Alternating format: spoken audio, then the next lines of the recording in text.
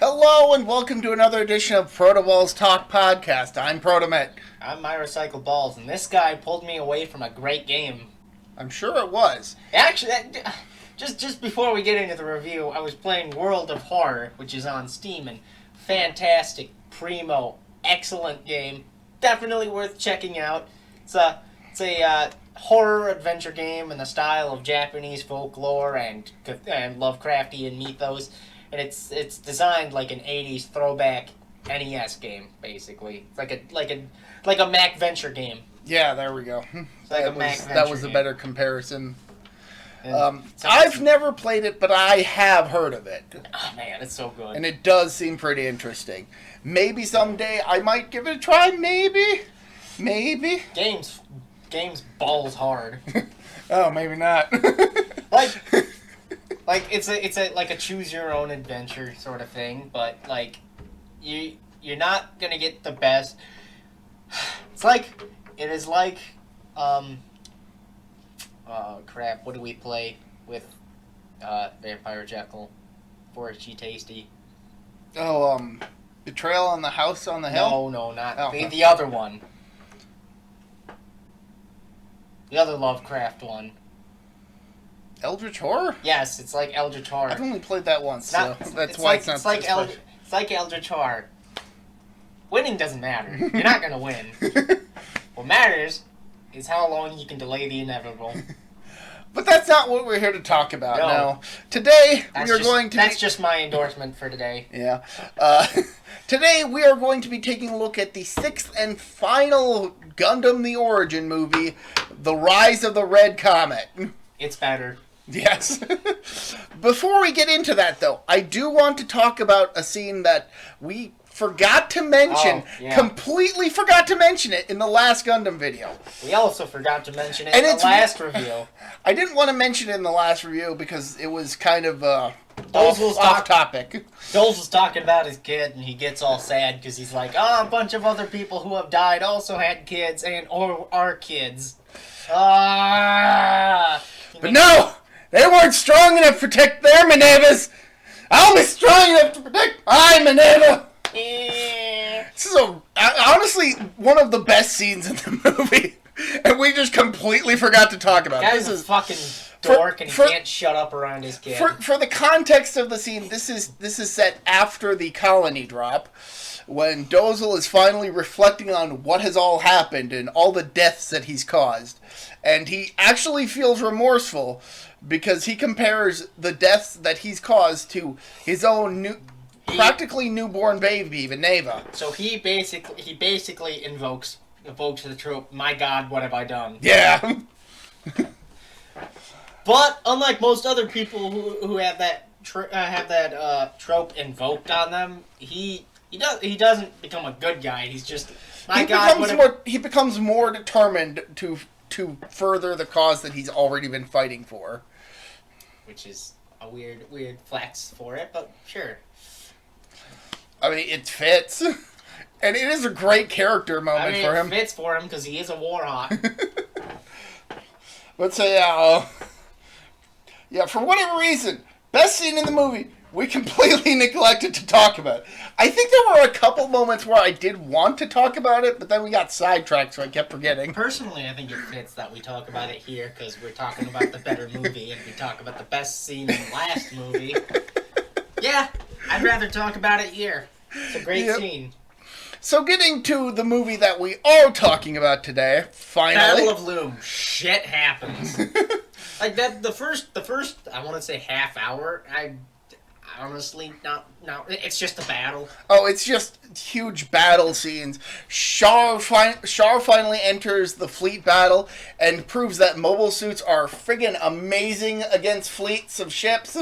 Because he downs a few of them just on his own, and he just got to the fight. And then the Black Tri-Stars, they come in. They see Char showboating, and they're like, "Fuck, we're gonna try one up him."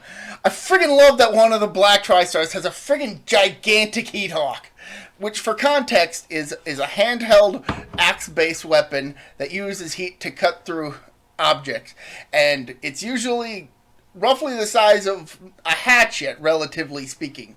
And this one is definitely two-handed. It's like a battle axe. That's right. Freaking amazing. And it's utter chaos throughout the battle, but the one thing that is certain about the battle is that the Federation is not winning. By a wide margin. A very wide margin. I mean, they already got General... Well, they already got Admiral Revel's fleet. Yeah, and then midway through it, the Black Tri-Stars capture Revel as he's fleeing from the battle. Yeah, this is one of the most significant events in the history of the Universal Century. Yeah, just about. I was about to say, it's probably one of the seminal moments of the timeline. Yeah. The capture of Revel, and how much of a shit show that goes. Oh yeah, we'll get there. But what is probably the biggest focus is the introduction of mobile suits in fleet battles, and the proof that mobile suits are a very, very viable weapon of war. Not just in small skirmishes, but even in large-scale combat. I agree with most of that. What don't you agree with, then? Nothing. Okay. So you agree with all of it. Gotcha. Correct. But most of it. But by the battle's end, the Zeons have won a decisive victory that could have completely come undone had the Federation actually decided to go back and help. But they chose to not. They decided to take the loss. Basically, what could have happened is, the Zeon could have lost if the Zeons could have lost if a number of things happened that didn't happen. If Revel's fleet didn't divert, they probably would have lost.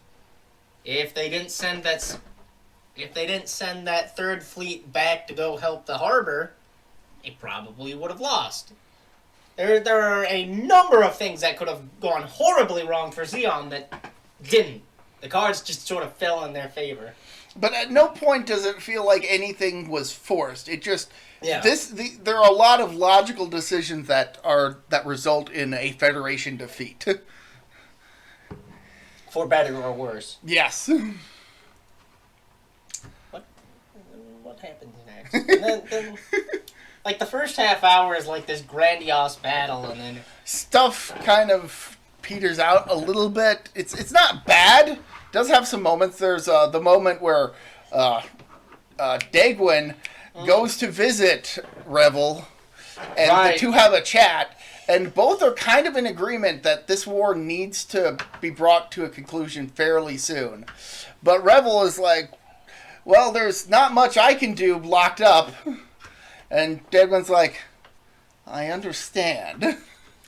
I'll stick a pin in that. Yeah. I'm also going to stick a huge pin in the... Let's introduce that character that... Oh, right! That never shows up in the original movies. Oh, Makuve. Actually, no. Before we get to that, I do want to talk about one character moment that happens during the battle. And that is the scene where we see a ship going by the call sign, the Duckbill, that is manned by a dude called Four Eyes, and, Rustan! Oh, no. And he lives. He lives in this. Shocker, everybody! The guy who dies in the original movie lives in the prequels. What a shocking revelation, folks! I just really wanted to have some sort of excuse to say that again. Maybe, if we watched the prequels first, his death. That's what we should. That's where we were wrong. We should have watched the prequels first.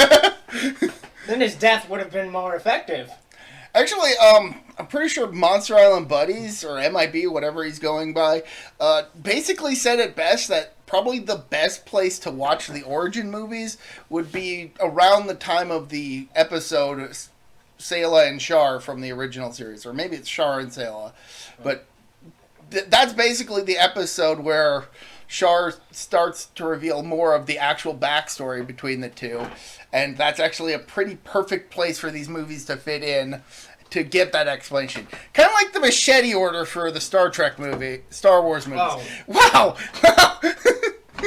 I almost said Star Trek movies. The machete order for the Star Wars movies, which, if you don't know, is 4, 5, 2, 3, 6. Yeah. Fuck 1. Nobody cares about 1. Although at this point, what do you do with 7, 8, and 9? Just kind of leave them where they're at, I guess. I've honestly only seen the 7th one so far.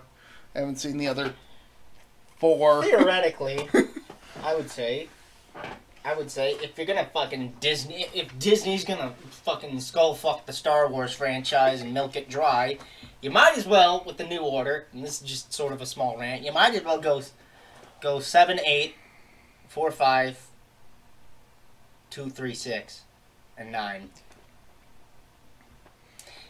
Dude, it's a fucking 9 Star Trek films. Plus Rogue One and Solo. Good God. I didn't know those were canon to the Star Trek movies, like you just said. Yeah. They are. See, I'm not the only one who does that. Rogue One and Solo are both Star Trek 1, Star Trek 3.5, Rogue One. Yeah. Yeah. Hey, it fits. Think about it. It's in a galaxy far, far away and a long time ago. So who's to say it isn't canon in Star Trek? Nothing, technically. Besides, the entire fictional universe is all the imaginations of one boy. Therefore, everything's canon with each other. Is that a St. Elsewhere's reference? Or? Yes. Okay. Yes, it is. I'm just remembering last night when Zach had a very roundabout Metal Gear Solid reference. Oh. I forgot what that was about. Okay, so for context of what we're talking about, my recycled balls here decided to briefly give a very brief rant about the television series 24.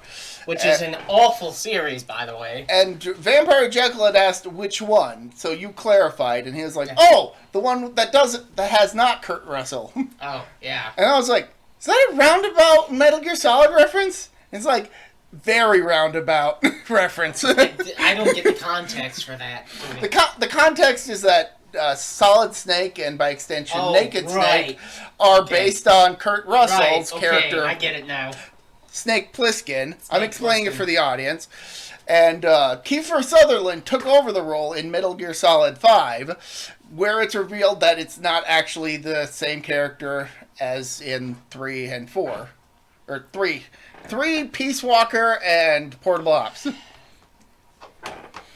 So it's three Peace Walker, Portable Ops, and the first 5. Technically, but I'm talking about when he's referred to as Snake. God, we should do a rant on the Metal Gear Solid franchise. I think we've talked about that before on this podcast. I think so. Yeah, I've talked about how my disdain for 2, and that still stands. I think 2 is absolute garbage. I understand why people like it. People are free to like it. I'm not saying it's a bad game. I'm saying narratively, it's fucking garbage, horrendous, and absolutely shouldn't be given the time of day. Absolutely not. 4 is just as bad, if not worse.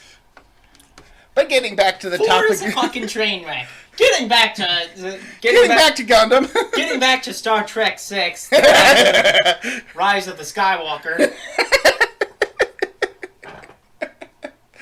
It's funny because that's what it's called. Yeah. But anyway, getting back to it, Makuve. You were going to say something about Makuve. Makuve's a douche. I hate him. He's an asshole.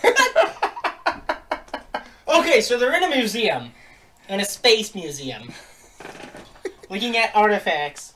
And the curator totally fucks up what era some of the artifacts are from. Yeah. And Makuve is none the wiser, despite the fact that he's like an art an antiques fanatic, as evidenced by his role in the original series. Yeah, no, they fuck up.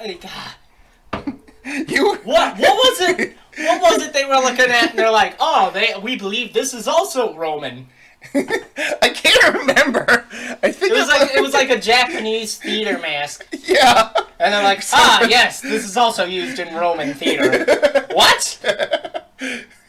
For context, the Universal Century is pretty far removed from Anno Domini, so. Okay, so from what I've read, Universal Century is about the 22 to 2300s, somewhere around that timeline. Even then, you still don't have your cultural origins. What? Well, to be are we to assume that the pollution of the planet has caused so much distress on the Earth that literal cultures have been lost? Well, to be completely fair, there is one scene in this movie where Giran basically just passively brushes past Hitler and Napoleon. Oh yeah, we forgot about that.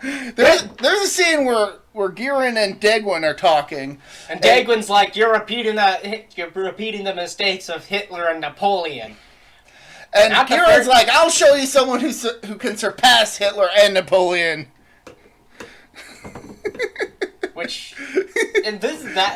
Speaking of, I'll get into that later, because there is a major plot hole and a major gripe that I have later. But moving on, Makuve, he's this douche, and he gets encountered by Cassilia. And Cassilia's like, "Hey!" Kill Cilia. How appropriate. Anyway, Cassilia's like, "Hey, Makuve! I want you to be in the peace negotiations." Yes, there are peace negotiations going on. Because that's how resounding of a defeat the Battle of Loom was for the Federation. It was so bad, they're willing to give up after one battle. Now, here's the thing, though. Giran doesn't want there to be a truce. He wants the war to keep going. Because he's confident that Zeon will emerge from the war victorious in its entirety. I actually have a theory about that. Yeah. That's the excuse he gives, but what he really wants is he wants the war to keep going so he can consolidate more power. Yeah. Because that's the kind of guy Giran is. Or he just really is that deluded in Zeon's power. We'll call it 50-50. He probably wants both. Yeah. He probably little column A and column B. Yeah. He's definitely consolidating some power there. Definitely. Because even in this movie, it's clear that Dagwin's power is starting to wane in favor of Giran's. It's not nearly as waned as it does following the death of the youngest son. I mean, come on, that is... Yeah, that's sad. So there's some peace negotiations going on. And that's kind of going on behind the scenes. But let's get to that scene that you wanted to complain about. Oh, right, yeah. Giran and Dagwin talking about Hitler and Napoleon. Okay, if Dagwin talked about Hitler before, why the fuck would he need to ask Giran if he knew who Hitler was years later? Or not even years later, months later. It's probably with the context of, do you know what it is that Hitler did and why he was so infamous? And I'm assuming that this scene is just kind of an extension of it, with Giran basically waving them off as being small-time despots without really realizing the actual weight that those two historical figures had. Perhaps he's not heard of a man called Khan Noonien Singh who ruled 2/3 of the world. Now that's a big-time despot. That's a big-time despot, baby. But I can definitely understand why you would kind of have a bit of a gripe for that. But I think it's just kind of to solidify that Giran doesn't fully understand what his father is actually talking about with regards to history. Besides, Napoleon wasn't even that bad. Right, I mean, he was kind of a hero of the French Revolution, and it was really only France's allies that imprisoned him after they won. Or enemies. France's enemies, sorry. Yeah. No. I should know this. I did a school report on the French Revolution. Granted, I didn't do a follow-up report on the aftermath of the revolution, so... Yeah, you probably should have. No. Like, Napoleon's biggest fault, like Julius Caesar's, but Julius Caesar is probably bigger to an extent, he was ambitious beyond reason. I mean, we talk... Now, if you had mentioned Julius Caesar, that I would have gotten. Well, I think... Given that context, I think it probably was a combination of Napoleon's overambitiousness and Hitler's genocidal nature, super nationalism. Yeah, what's wrong with a little nationalism? The Nazi Party. We don't need nationalism. What we need is communism. Can't wait for everybody to hop on that train.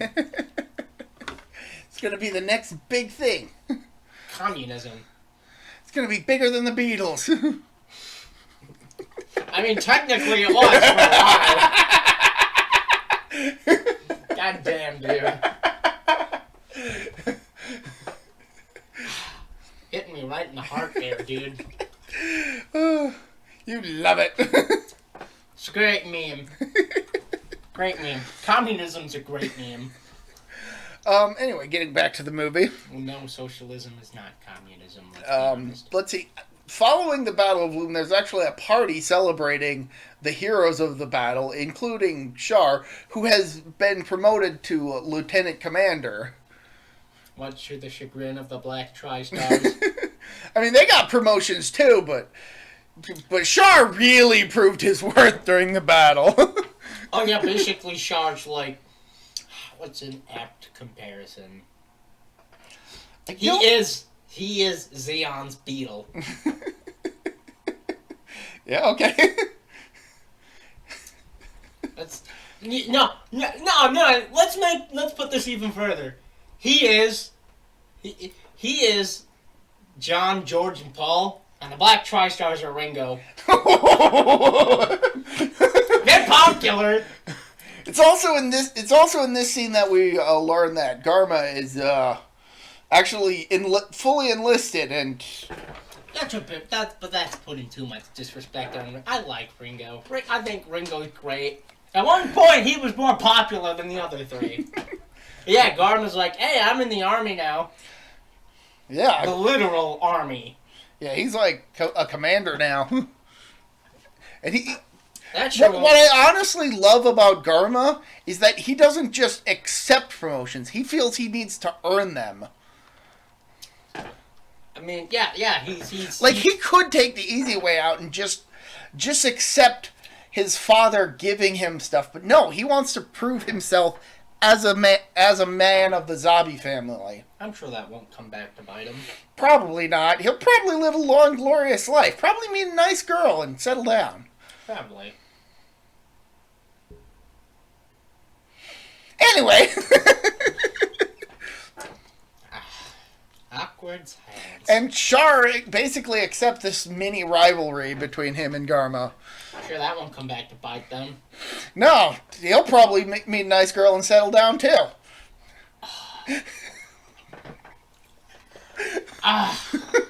Right in the gonads.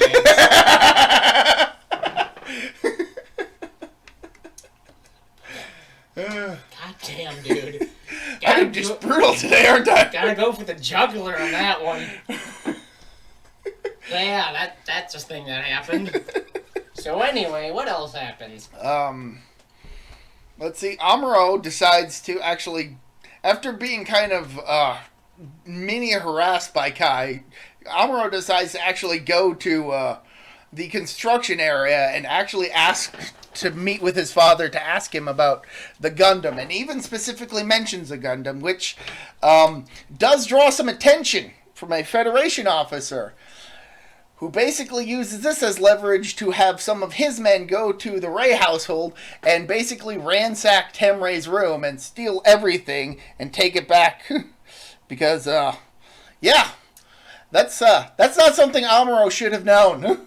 No one should have known. Yeah, so basically this officer is like, alright, you little shit, you tell anybody else, we're gonna have some big problems. You got this?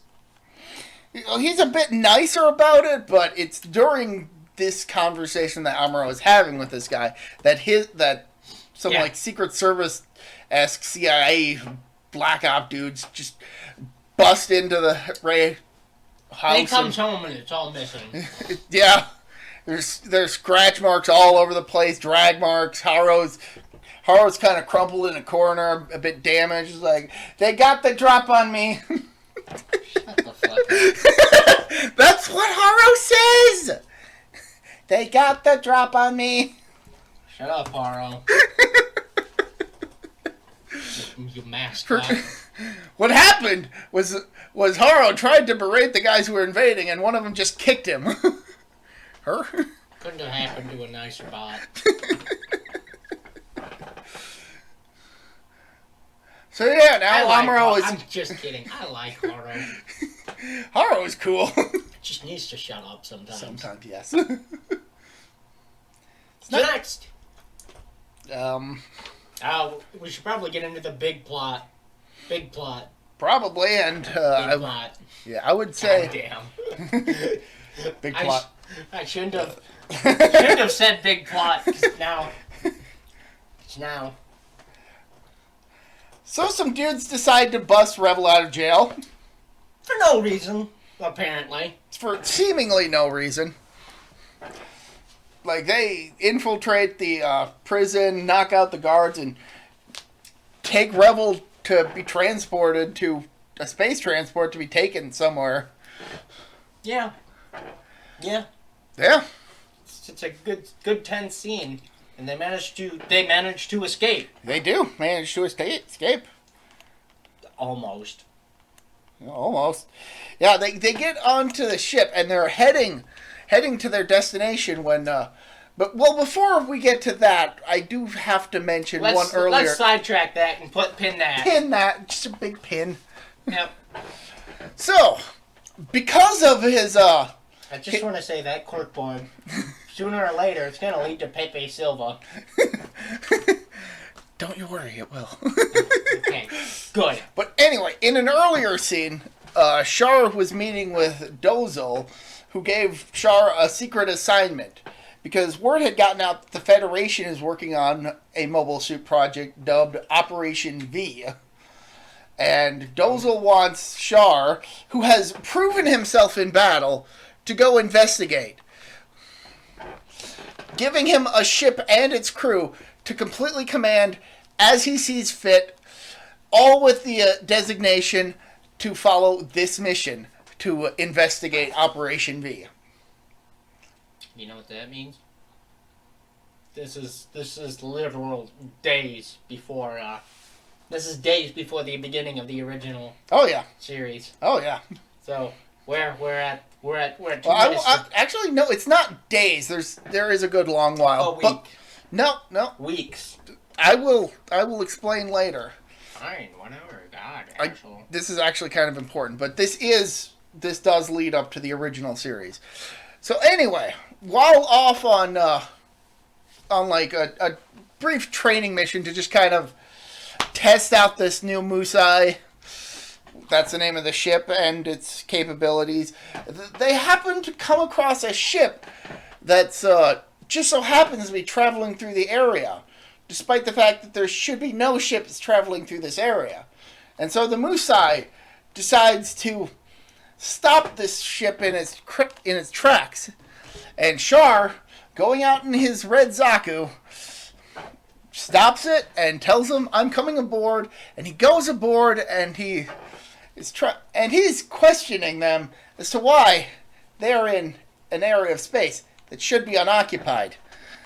And one guy reasons. It's just one dude. We can take him. Pulls his gun.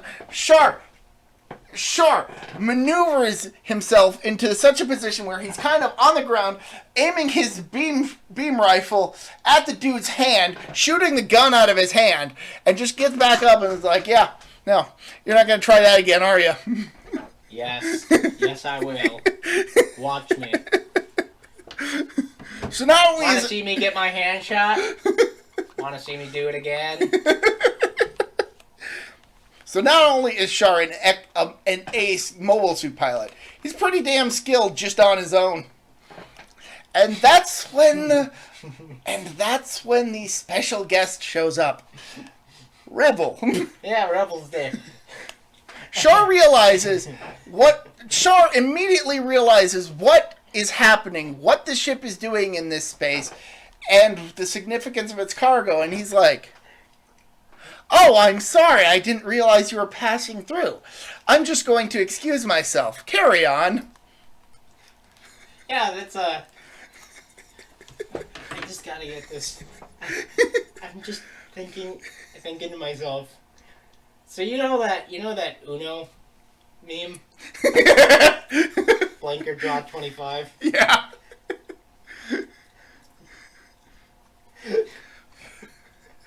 So this could go one of two ways. I just want you to. Okay. Shoot first or draw 25. It's a picture of Greedo.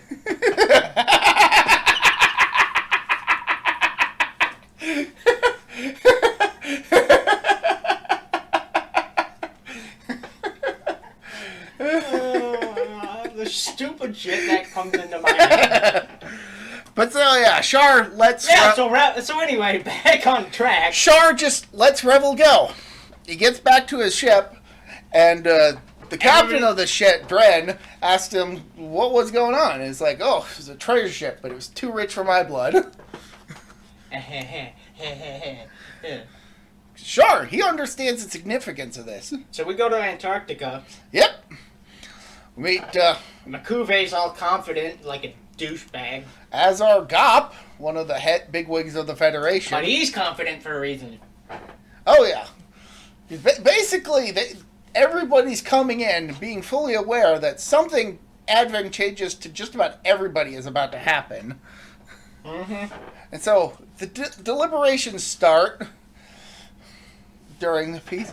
And then we cut to a small television studio getting ready to broadcast a message from General Rebel to the Antarctic Treaty. Where I think you can carry this on, can't you? General Rebel. Yeah. And he's like, "Hi there, I'm General Rebel. A few days ago, I escaped from captivity of Zeon. Blah, blah, blah, blah, blah. I served horribly, and I led to the deaths of thousands upon thousands of our own men, women, children, what have you, soldiers." Yes, because they're children soldiers. That's actually a lot more accurate of statement than I realized when I said that. So, carry on. Yeah. I mean, what is Amuro but not a child? Well, I mean, even outside of the context. Outside of that context, too.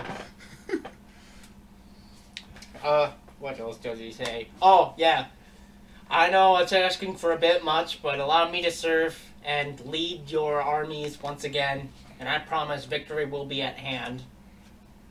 And then he also says, "Don't sign that treaty. Fuck Zeon. Zeon's about to get fucked. I'm about to do what's called a pro gamer move." Hey, you know how Zeon's mighty army? It's all children. Most of the real soldiers are dead. Get fucked, Zeon. We're keeping this war going. Yeah, the Zeon army isn't composed of soldiers. Yeah.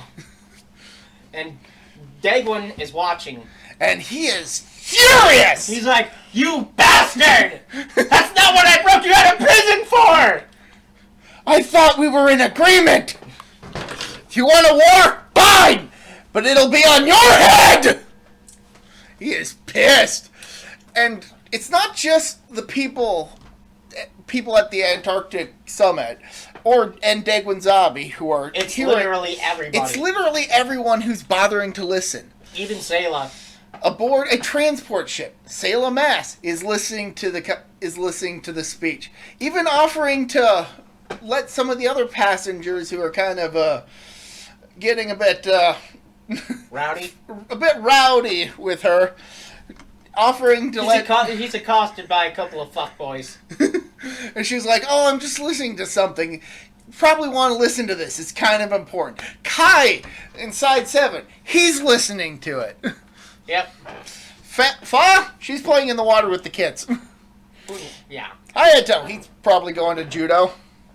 Amuro, he's driving up. And what I love about these little segments is that we actually get a little on-screen pop-up telling us who this character is and what their role will be in the original Gundam. Yep. That is a fantastic touch. So yeah, that's I think Mirai also hears it while she's piloting her dad's ship. Another blurb. Yep, Char's listening to it too. Of course he is. Yeah, like that's the movie. That is the way he puts it. He definitely knows that this one moment is a major event in the war, and he's allowed it to happen. Yep. Knowing full well how significant it's going to be. And ultimately, this results in the signing of the Antarctic Treaty, which bans the use of nuclear, chemical, and biological weapons during the war. As well as banning colony drops. Yes, they can no longer use colonies as weapons. And this is set in place for what is... Basically, the basic nature of the Antarctic Treaty is, okay, you can have your war, but keep it clean. Basically. So that's really all the Antarctic Treaty comes down to. And I should mention that it's at this point that anybody who really knows the history of the One-Year War would realize, well, obviously you would realize that this is actually pretty early on in 0079. Like, within the first 3 or 4 months. Yep. Mobile Suit Gundam doesn't start until, like, late August. Yeah, so... So, yeah. But as a result of the signing of the Antarctic Treaty and basically the revelation that the war is going to continue on, the Zeon decide to do their best to disprove Rebels' claims. And they begin sending soldiers down to Earth, armed with mobile suits. And they quickly, very quickly, are able to take the front lines and spread out and conquer territory after territory until the majority of the Earth is under Zeon control. Here's the problem. Yeah. And here's Zeon's problem. Instead of Julius Caesaring it, they Alexandered it. You're the history buff here, not me. So Julius Caesar had 8 legions of the best soldiers in Roman history. Like these guys fought like 8 wars in a row in a span of 20 years, and they didn't retire. They threatened retirement, but they didn't retire because Julius Caesar was such a good general. He managed to keep them all alive, or most of them. Okay, Alexander just gobbled up a bunch of territory, and when he died, it fell apart real quickly. When you have so much territory, you can't defend it all, and if your main leader dies, well, you're fucked. That is actually incredibly apt for this. And I should mention that the whole... Zeon spread their forces too thin, gobbling up everything. Yeah, but... To make some stupid claim... And they sacrificed so many of their soldiers to die. Not only that, no, I'm sorry. Zeon literally has a huge technological advancement with the mobile suits. It is like an adult man beating the shit out of a 2-year-old child in terms of technology. That is an apt metaphor, but it should be noted that according to the side stories, because they spread their forces so far and so thin, the supply chain really kind of became a real hassle, and it became. Well, that's why the Roman Empire fell. It became incredibly difficult to keep pushing the front line forward. On the flip side of it, because of how much of an advantage the Zeon's mobile suits had over the Federation's foot soldiers, the Federation could not push back. And so, as a result, for months, stalemate. It's literally the Battle of Stalingrad. It's like a 4-year siege on that one city during World War II. Except more like 4 months. But 4 months.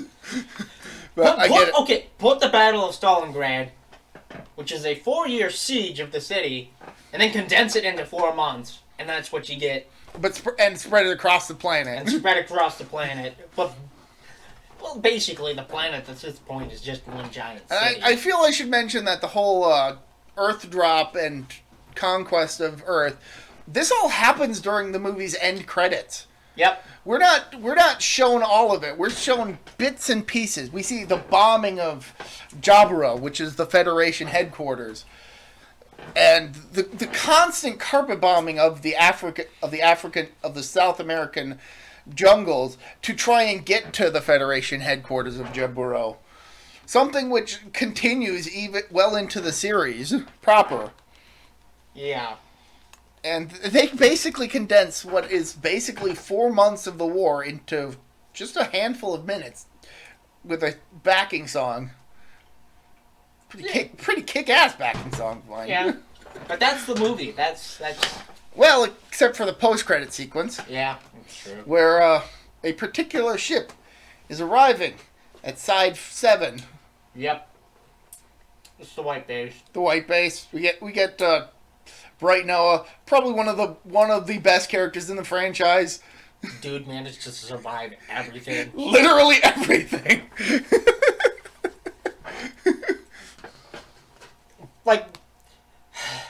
like Bright Noah should, for all intents and purposes, be the main character of the series. He practically is, except for the fact that this is a show that's aimed at, like, kids. Yeah. Technically. I mean, it's got some incredibly heavy themes, especially in some parts. But this is, at its core... But the fact that Bright, Commander Bright, Captain Bright, yeah? No? Whatever. Yeah, whatever rank he is.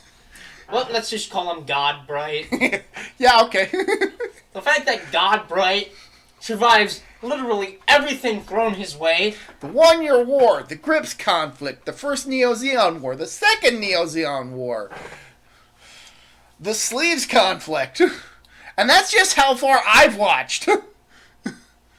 I haven't even gotten to narrative. The guy is a main character status without. He is a main character by being a side character. And he does his damnedest to stay a side character. He is low-key one of the best characters in the series. Yeah. And what's awesome about it is that he's not trying to do it for glory. He's trying to do it because he thinks it's what's right. Yeah. That said, there's actually a great line that he has in the last Unicorn movie, which is that I want to be a soldier that my children can be proud of. I want to be a father my children can be proud of. I mean, he already is. I mean, yeah. But he wants to keep being the father. I suppose. What is he, in his 50s at that point? Probably. Yeah, I suppose, yeah. So yeah, that's... Actually, no, it might... I don't know offhand. Anyway, that's Origin 6, Rise of the Red Comet. Now, overall, what did you think about the Origin movies? I think they're fine for what they are. Would you recommend them to somebody who has just seen the original movie trilogy? I'd say watch them after you watch the original series. And then Watch Zeta afterwards. Agreed. Except not those movies. Not the Not Zeta the movies. The series. Stay the fuck away from the Zeta movies. Why do you think we've been avoiding talking about it for this time? But it's because you've become so phobic of actually watching the show so that we can talk about it. I haven't been phobic of watching the show. I just haven't had time to watch the show. I've been doing a bunch of other stuff, like watching Doctor Who and reviewing it. Fair point. By the way, my new review came out today. Edge of Destruction. Good serial. Good serial, even if it's only 2 episodes. Send me the link to it. I'll put it in the description. Sure, no problem. I'll send you the link. Yeah. Should probably check that stuff out myself at Yeah. some point. It's a good stuff. Good complex. Yeah, I honestly wish I could say more about this movie. Like, stretch this out longer. No, the movies. The 6th movie is great, but first movie's good. The 2nd movie's good. 3rd movie's great. 4th movie's all right. 5th movie is forgettable, except for that scene with Dozel that we somehow forgot.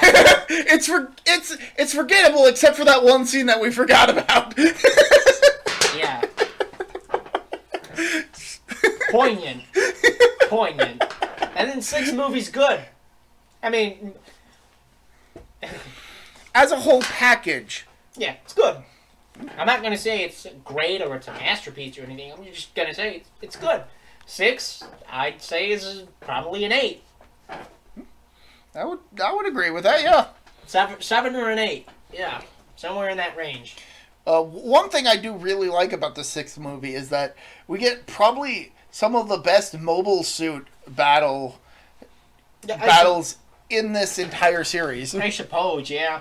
I mean, We're not getting mobile suit on mobile suit battles or anything. like we did in 4, but to be fair, that wasn't a mobile suit battle. That was a slaughter. That was just a straight up slaughter. Oof. It's like those gun cannons stood no chance. Yeah. Yeah, they didn't.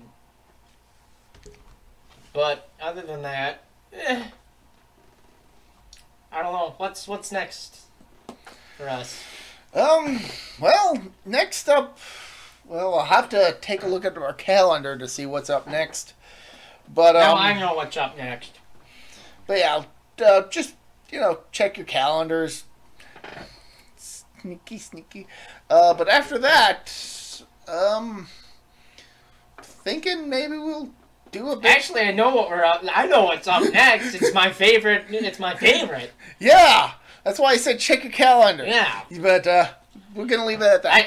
I had to think about it for a second. You actually forgot? No, I knew what was coming up next. I just forgot that it was one of my favorites. But then after that, 'Cause I was like, yeah, it's another one. Oh, it's that one. yeah. But after that, since it's Mecha March over on Gamai Zolong, we're actually going to have a special guest joining us for the one after that, and it will be a mecha movie. So, Yeah. look forward to that. And then after that, well, we still got a bit of gunslinging left. I think we got one more round.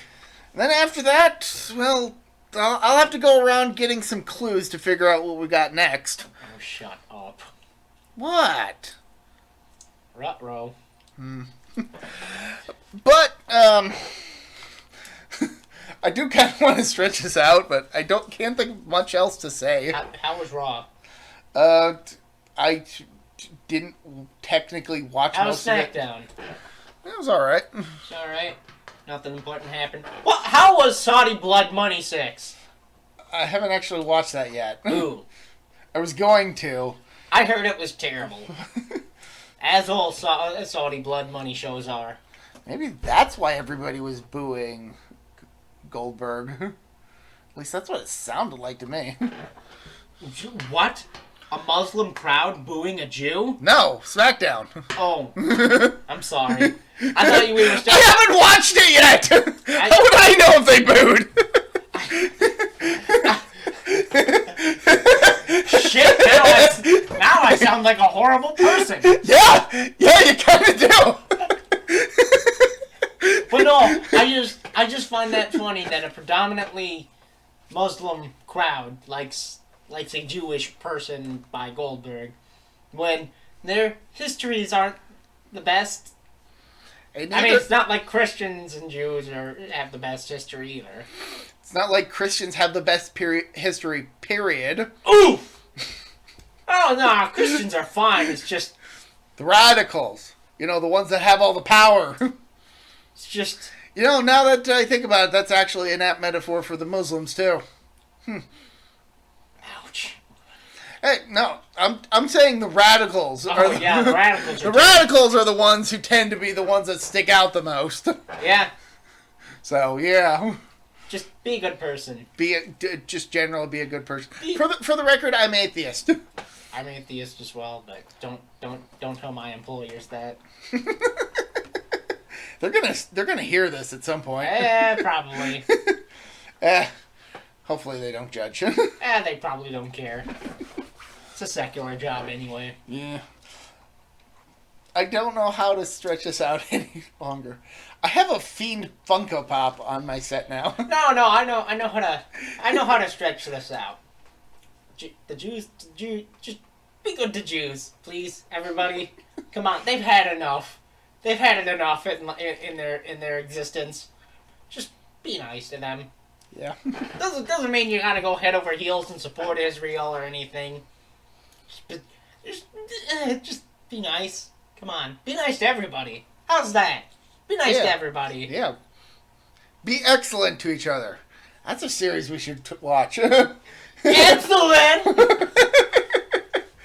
Is that an endorsement? Is that you agreeing we should do that? Yeah. Why not? Yeah. All right. I'm in for some good. What's his name? Keanu Reeves? I'm in for some Keanu Reeves. While we're at it, why don't we watch Dracula too? Bram Stoker's Dracula. Well, yeah, I figured that's what we were. Then we gotta follow it up with Mary Shelley's Frankenstein. I don't want to do The Matrix though.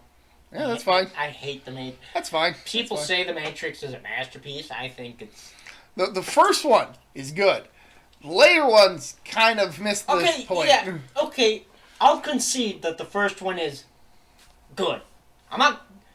Anybody who tells me it's a masterpiece or something... It's a visual masterpiece. Yeah, sure, visually it's great, but plot-wise, it's alright. It's a good movie, but if you're trying to convince me it's a masterpiece, you can fucking jog off. I'm not saying that the story is a masterpiece. I'm saying it's interesting. Sure, I'm saying anybody in general. Right. Anybody in general who's gonna try and convince me that The Matrix is good, you can jog on. And speaking of jogging on, we should do the Cornetto trilogy. All right. Oh man, I love that trilogy too. Lots of good stuff. But that's stuff for sometime down the line. Yeah. We kind of dragged this one out. What have you been up to? What games have you been playing? Zone of the Enders. How's that? Find out later this month over on Game Zilong. Oh shit. Yeah. I didn't realize you were doing a review of it. Oh yeah, that's the entire reason. You borrowed my Xbox to play it? Yes. Your PS1 because you... Well, no, okay. I go into detail why I use your copy in the video, so stay tuned for that in a couple weeks. Long story short, shit happened. Yeah, I explain it a lot better in the video, so wait for that. Like I said at the beginning of the video, I've been playing some World of War, but I've also been playing, and I was talking about this last night, Crusader Kings 2, which is amazing. I can't wait for the third game to come out this April, I believe. It's going to be Outer Insanity, making love to my sister, and having gay sex with the Pope. Speaking of, are we going to get any more episodes of that on your channel? I don't know. Well, I might as well upload the rest, but I probably won't make any more until I get a better graphics card. Okay. All right. Because for some reason OBS Studios does not, well, my computer doesn't handle streaming and recording windowed games very well. I don't even know if it records full screen games either. So, I have that problem to fix. I have been streaming. I'm sure you've seen a couple of them. I've seen some of the uploaded versions on YouTube. Yep.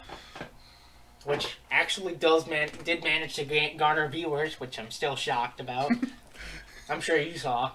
Or, heard. People were talking. People were talking, yeah. Dude, I did a Clock Tower one with all the endings, and I'm sad that it didn't save it. So I could upload it. Oh, that because sucks. It was great. I had so many people watching that. I had like 15 viewers. Oh. Which big time Twitch people will say 15 viewers. Oh, that's nothing. But for me, that's big. Yeah.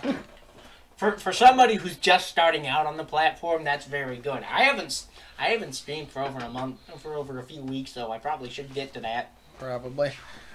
But I think we've drawn this out as long as we probably should have. Probably a lot longer than we should have. Well, we probably should have ended it hours ago at this point. Hours ago. Yeah, we probably should have ended it exactly 55 minutes and 54 seconds ago. I think we maybe should have stopped like a year ago. Yeah, maybe to be honest. 8 months ago. Should have just never started this thing. Yeah, this was a terrible idea. Having fun with you, that is just the worst thing Out ever. of the question. Actually, I was going to say, have you thought about... This is sort of a quick discussion we could probably have with the audience listening. Have we thought about reviewing any television shows? Like straight television shows reviewing an episode or something? Well, we could probably do a couple OVAs. Yeah. I can think of at least one OVA I would like to cover on this channel. Yeah, I mean, I think OVAs are fair game. I don't know about television series, personally. It depends on how long the episode... If the episodes are about, like, an hour, then maybe. I mean, if we're covering, like, just the single episodes. Yeah, if we're covering just the single episodes, maybe. Personally, I'm a bit hesitant to want to cover TV shows on this podcast, simply because there are a lot of shows that do have plenty of things to talk about, but there's not much in the way of, like, an ongoing plot. Yeah. Or if there is, there's just so many episodes that it would be ridiculous to try and condense everything into a single podcast. Imagine if we reviewed Dragon Ball Z proper. So they make it to the battlefield, and about 5 episodes later, they're still powering up and they're talking to each other. They're talking mad shit to each other. Meanwhile, the side plot's going on over here. Bulma got turned into a frog, kinda. Don't know how that happened. Don't know how she's gonna fix that. So then we get. Oh wait, it's fixed. Oh, it's fixed. Yeah. Ah, damn. What's the next side plot for the episode? Oh, hey, it's 6 episodes. I think Dende stubbed his toe. Ugh, poor Dende. poor Dende. And then about 6 episodes later, Beerus yawns. Beerus, yeah. Well, they're ready to fight, and Goku won. That's Dragon Ball Z in a nutshell. Am I wrong? Except for the Cell Saga, no, you're not. The Cell Saga was an anomaly, though, and then everything after that went to shit. Kinda. Cell Saga, I like it, though. Cell Saga, I think, is the proper end to Dragon Ball. Probably why ultimately Team 4-Star decided to end it there. More power to them. Personally, I don't think Team 4-Star is actually done with Dragon Ball Z. And hear me out.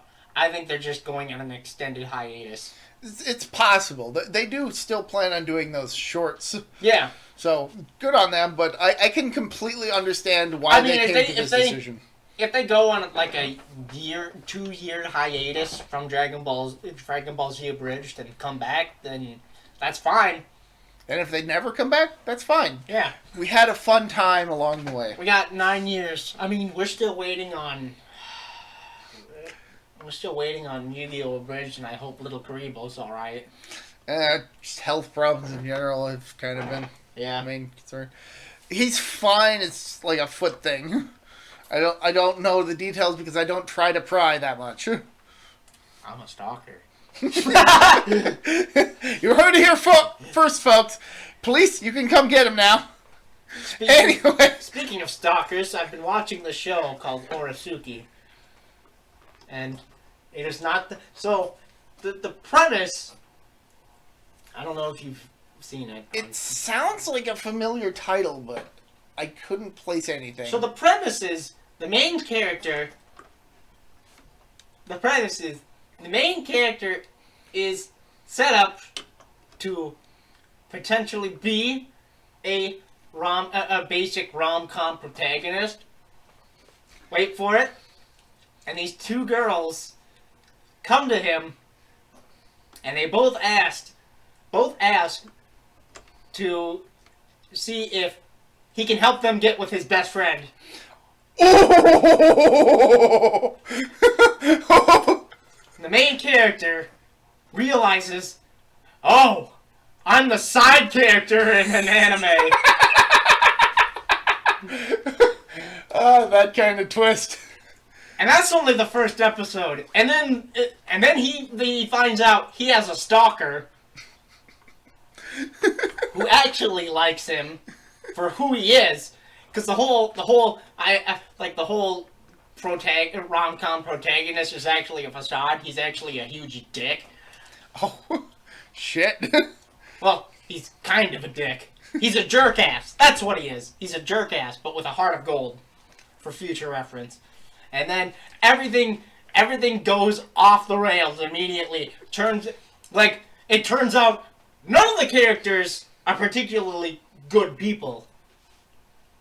Because there's one character who's the stalker. There's the main character who is basically using everybody else for his own game. There's the two girls who are using him for their own game. There's the best friend who, as it turns out, was using him for his own game. And it's like, Jesus Christ, this what web of deceit have we weaved here? And then they all get into a fight, and they all make up just like that. Should we do that at the end of these videos? Give anime recommendations? Yes, we should do that. Orisuki, check it out. Good God, it's great. I'm gonna give a recommendation. It also has lots of plot.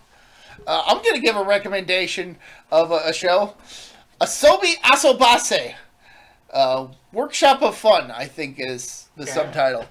It is a series about 3 high school girls at an all-girls school who ultimately decide to form a club about pastimes, like Japanese games and like... I think I have that on my queue. I'm not really sure. Oh my god, the faces these girls make throughout the course of the series. My god! I have another mini anime series to recommend. I can't understand what my husband is saying. I've got to check that out. You have. Oh my god, you must. I really should, because it's by the same guy who did Miss Kobayashi's Dragon Maid. So, but getting back to Asobi Asobase. So these girls are either stupid or completely vain or just absolute dicks to each other, depending on the circumstances. Oof. Like all friendships. And it is an utter blast to just watch through this. There's one character who is basically one of the girls' butler, kind of, and his whole deal is, well, it's not his whole deal, but part of his deal is that he was at one point abducted by aliens who then implanted into his butt a beam weapon. What? Yes! I'm not even kidding! Eric Cartman, is that you? And he's a side character. God damn. This show is just full of comedy gold. It is a must-watch for anybody who just wants to kind of shut off for a bit and just enjoy 3 girls being kind of dumb and assholes to each other. I'm gonna have to watch that at some point. But the short series, I can't understand what my husband is saying. It revolves around a couple, one of which, the husband, happens to be a gigantic fucking... Otaku. Well, worse. Neat. A neat. Which, for context, for those of you who don't watch anime, basically, all he does is stay indoors and watch anime. Kind of like me. Except you watch Japanese... Tokusatsu shows.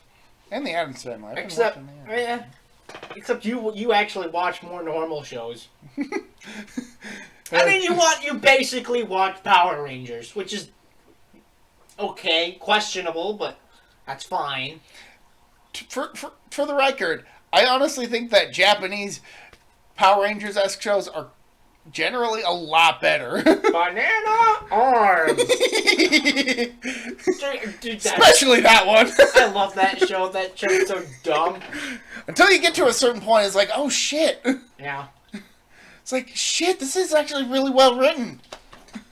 But yeah, so Tokusatsu recommendation. I'm gonna recommend Kamen Rider Gun. Watch the first 11 episodes, and if you're not hooked by the end of that one, there's no hope for you.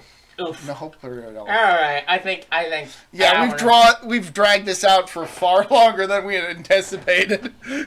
Origin 6, good movie. Good movie. Let's ring it back in. Origin 6. What rating would you give it? I'm pretty sure we both agreed on an 8 earlier in the video. Yeah, 7 or 8. 8 range. Yeah. What would you rate the entire 6-part series? Well, that depends. I'd have to go around my averages. Yeah, you would.